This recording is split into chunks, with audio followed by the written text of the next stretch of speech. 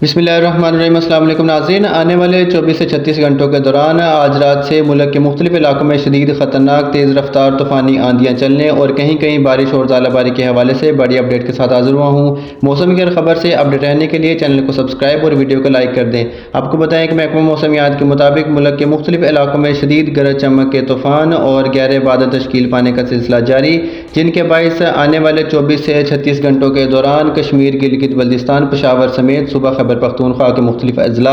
जबकि लाहौर, मरी, रावलपिंडी, इस्लामाबाद, खिता पोठवार और अटक, झेलम, चकवाल, मियांवाली, सियालकोट, नारोवाल, गुजरांवाला, गुजरात, पिंडी, बहाउद्दीन, हाफिजाबाद, लिया, बग्गर, सरगोदा, फैसलाबाद, जंग, चनियोट, ओटोबा, टैक्सिंग, मुल्तान, साहिवाल, खानेवाल, राजनपुर, सियालकोट, रहीम यार खान, डीजी खान समेत जनूबी, बालाई और वस्ती पंजाब के मुख्तलिफ अजला में, जबकि कोयटा में सिब्बी, वज़ीराबाद, बलोचिस्तान और कराची समेत सक्कर, लाड़काना समेत और सूबा सिंध में भी कहीं कहीं आंधियाँ और चलने और गरज चमक के सबब कहीं कहीं बारिश और ज़ालाबारी का भी इम्कान है।